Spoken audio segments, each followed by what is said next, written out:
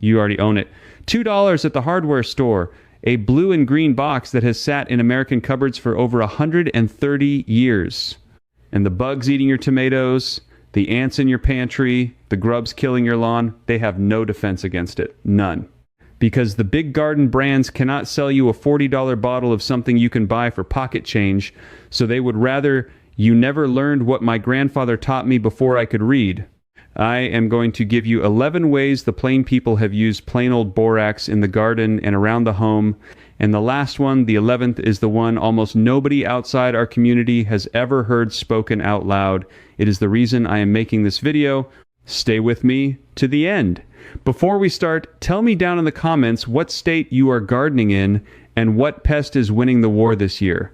Slugs, squash bugs, fire ants. Tell me. I read them. I still remember being maybe 7 years old, standing on a milk crate next to my mother at the kitchen sink in Lancaster County, watching her mix a little white powder into warm sugar water in a jelly jar. The ants had found the bread box.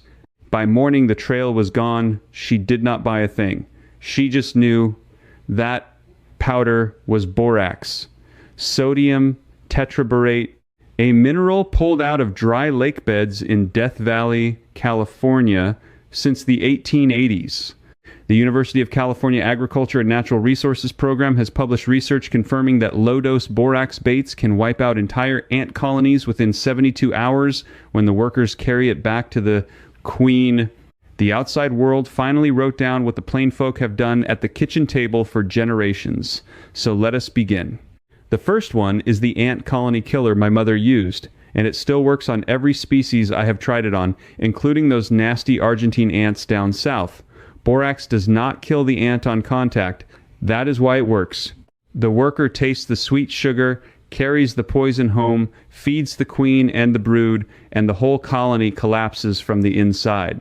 Mix 1 teaspoon of borax into 1 cup of warm water with a half cup of sugar. Stir it until it is clear. Soak cotton balls in it. Set them on a jar lid right where you see the trail. Do not spray the trail. Do not kill the scouts. You want them to carry it. In 3 days, the trail is gone for the season. But ants are only the beginning of what this powder will do, so let us walk out to the garden. Number 2, slugs and snails. If you have hostas, if you have lettuce, if you have strawberries, you know the slime trail and the holes by morning. Borax draws moisture straight out of a slug's soft body the same way salt does, but it does not poison your soil the way heavy salt will. Sprinkle a thin dry ring of borax around the base of the plant, about a ½ inch wide, keeping it off the leaves and off the stem itself. Refresh after heavy rain. The slugs will not cross it. My uncle in Holmes County kept his cabbage heads whole all summer doing nothing more than this.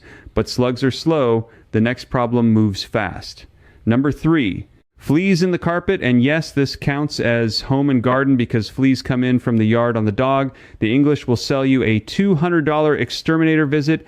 We sprinkled fine borax into the carpet, worked it down into the fibers with a soft broom, left it 24 hours, then vacuumed it up. The borax dries out the flea eggs and larvae hiding in the pile where the chemical sprays never reach. Do this once in early summer and once in early fall. Keep pets and small children out of the room while it sits. Therefore, the cycle breaks, and you stop feeding the pet store flea product machine month after month. Number 4, cockroaches. I do not like to talk about them, but every old farmhouse gets 1 or 2, and a friend who moved to Florida tells me they are the size of mice down there. Mix equal parts borax and plain white flour, or borax and powdered sugar. Dust it in a thin line behind the refrigerator, under the stove, along the back of the cupboards. The roach grooms the powder off its legs, swallows it, and is finished within a day or 2. Texas A&M Extension has documented borax baits achieving over 90% reduction in German cockroach populations in field trials. Cheap powder, real science, but roaches stay indoors. Let us go back outside, because the next one is the use that saves vegetable gardens. Number 5, boron deficiency in your soil. Now, this is different from killing a pest. This is feeding the ground. Borax, in tiny amounts, is actually a micronutrient that beets, carrots, cauliflower, broccoli, apples, and especially tomatoes need to set fruit properly. If your cauliflower heads come out brown in the middle, if your beets are corky, if your apples are pitted, your soil is starved for boron.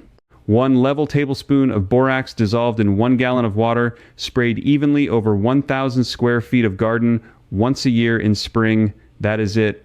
Oregon State Extension has been recommending this exact rate for decades. Do not double it. Boron is good in whispers and toxic in shouts. But once you fix the soil, the harvest doubles. So what about the bugs that fly? Number 6. Carpenter, ants, and termites in the woodpile and the porch beams. This is the one that saved my brother's barn. Mix borax with warm water until it stops dissolving. About 1 part borax to 8 parts water. Brush it or spray it onto bare, unpainted wood fence posts, the underside of the porch, the sill plates in the barn, firewood you are about to bring in.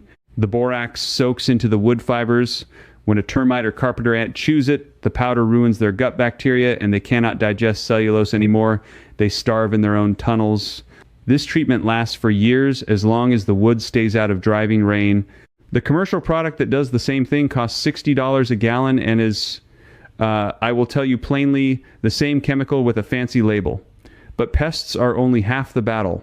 The other half is what is already growing. Number 7, and this is the one for those of you who wrote me saying your garden is already in, your beds are already mulched, your tomatoes are already 3 feet tall, and you think this video is only for spring planters. Listen close.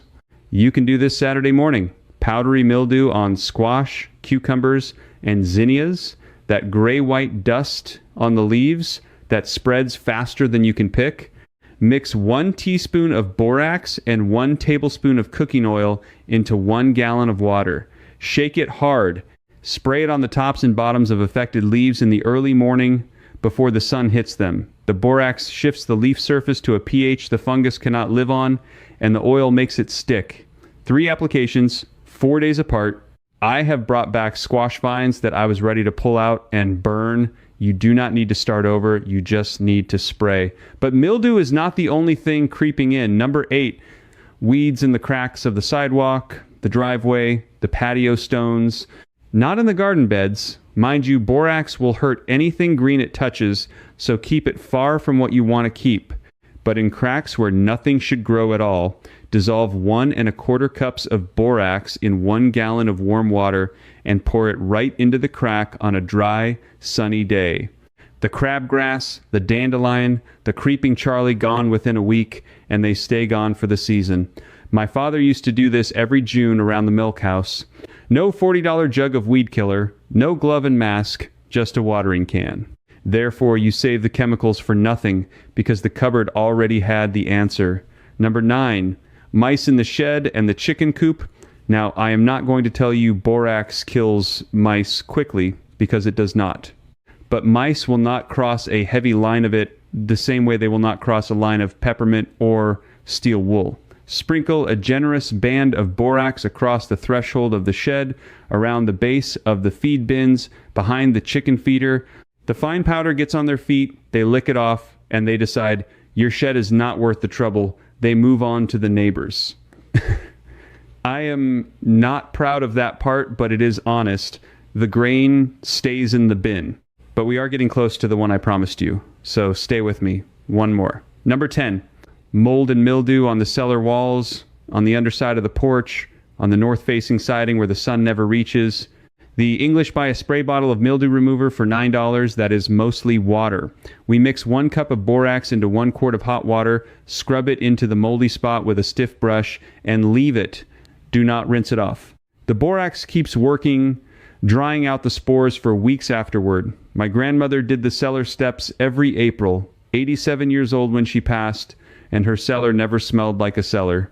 It smelled like clean stone. And now, the 11th, the one I have been holding back, this is the one almost no one outside the Plain communities knows, and I only learned it because my wife's father, a beekeeper and orchard man up near Sugar Creek, Ohio, sat me down on a hickory stump one September afternoon and told me the use is for codling moth, the worm in the apple.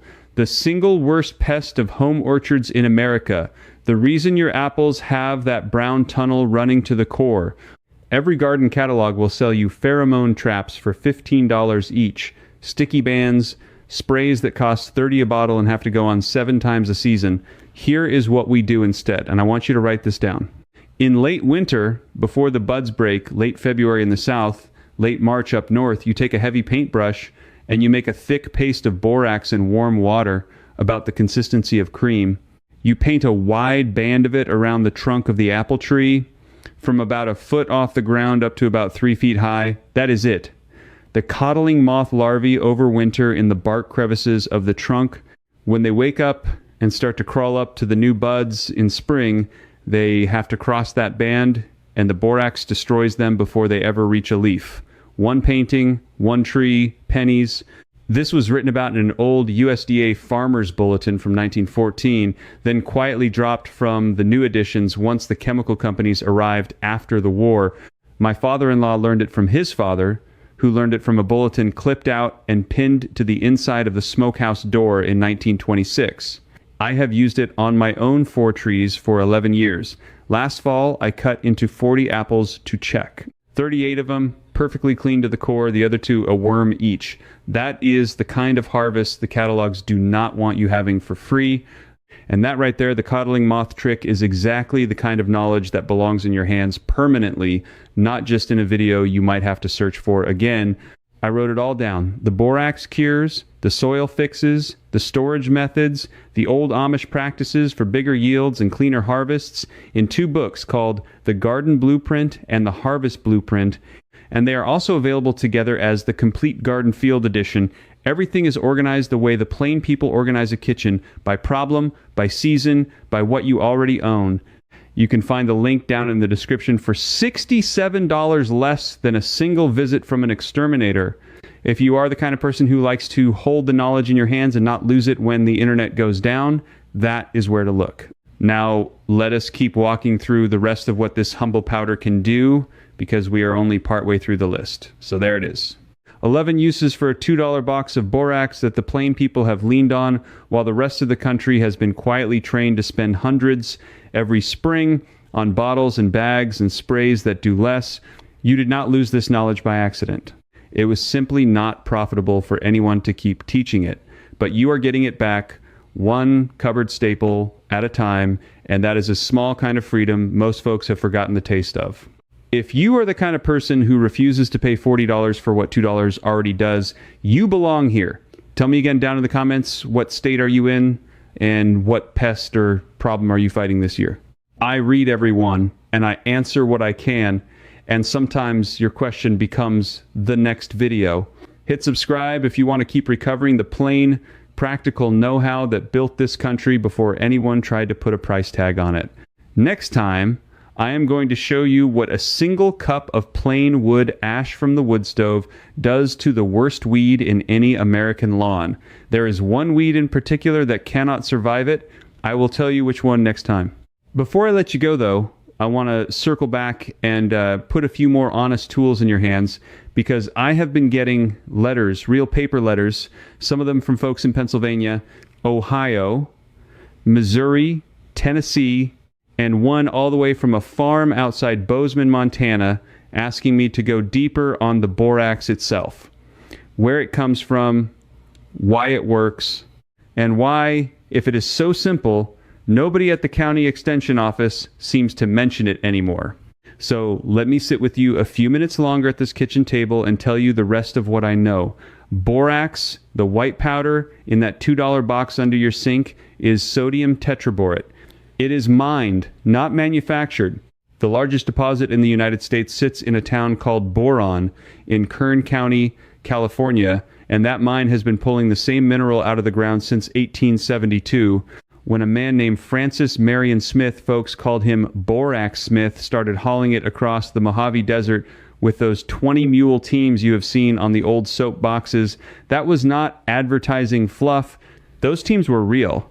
20 mules, 2 wagons, and a water tank, pulling 10 tons of borax at a stretch across 165 miles of open desert from Death Valley to the rail line at Mojave. for 6 years. Between 1883 and 1889, those teams never lost a single wagon. That is the kind of work that built the supply chain you are now buying from for $2.19 at the grocery store. And here is the part that matters for the garden. Borax in small measured doses is a micronutrient. Boron, the element at the heart of it, is something every fruiting plant on your property actually needs in trace amounts to set blossoms properly. A tomato that drops its flowers, a pepper that will not fruit, an apple tree that blooms heavy in May and then gives you a thin crop in September. 9 times out of 10, in my experience and in the experience of the old county agents who wrote bulletins in the 1930s and 40s, that is a boron deficiency in the soil. 1 level tablespoon of borax dissolved in 2 gallons of warm water, poured slow around the drip line of a mature fruit tree once every 3 years, not every year. Every 3 years will correct it. I learned that exact ratio from a United States Department of Agriculture pamphlet, Farmer's Bulletin, number 1750, printed in 1935, back when the government still printed plain instructions for plain people. You can find scans of it online if you look. They do not hand those out at the garden center anymore. Now, I want to be straight with you, because I am not in the business of selling you a miracle. Borax is a salt. Too much of it will burn a plant down to the roots and sterilize a patch of soil for 2 or 3 years running. That is exactly why the old-timers measured in spoons and not in cups. A teaspoon for ants, a tablespoon dissolved for a tree. 2 tablespoons mixed dry into a 5-gallon bucket of sand for the perimeter dust along a foundation. These are not approximate numbers. The woman who wrote that recipe on the smokehouse door in 1926, her name was Esther Yoder, and her granddaughter still farms 80 acres outside Millersburg, Ohio. She underlined the word level 3 times on that card. Level teaspoon, not heaping, not a pinch over. The old folks knew that the line between medicine and poison is almost always the dose, and they respected that line the way you respect a hot stove. I also want to address something I have heard from a few of you in the comments, and it is a fair question. Somebody wrote in last month and said, well, if borax is so safe, why does the box have a warning label on it now? And the answer is the one nobody likes to give, but it is true. Beginning around 2010, the European Chemicals Agency reclassified borates as a substance of concern for reproductive health at high industrial exposure levels, meaning if you worked in a mine and breathed the dust for 30 years, not if you put a teaspoon on an ant trail in your kitchen. The American labels followed the European ones because it is cheaper for a company to print 1 warning that covers every market than to print 2. So the box looks scarier than it did in 1955, but the powder inside is the exact same mineral your grandmother washed her diapers with. Read the label, keep it away from children and pets the same way you would keep dish soap or vinegar away from them, and use the doses I have given you. That is the whole of it. One more thing, and then I will let you get back to your evening. A man named Elmer Stoltzfus, who farmed a 32-acre place outside Lancaster, Pennsylvania, until he passed in 2019 at the age of 91, told me once that the difference between a garden that feeds a family and a garden that just frustrates one comes down to about 6 decisions a year. When to plant, when to mulch, when to water deep instead of shallow, when to walk away and let the weather do its work, when to pull a plant that is not going to make it, and when to reach for the cupboard instead of the catalog. He said that last one cost him nothing for 58 growing seasons, and it fed 4 children, 19 grandchildren, and a fair number of neighbors who showed up at the back door in August with empty baskets and a sheepish look. That is what I am trying to pass along to you. Not a product, not a trick, a way of seeing your own pantry as the first place you look when something goes wrong out in the rows instead of the last. The catalog can wait, the garden center can wait.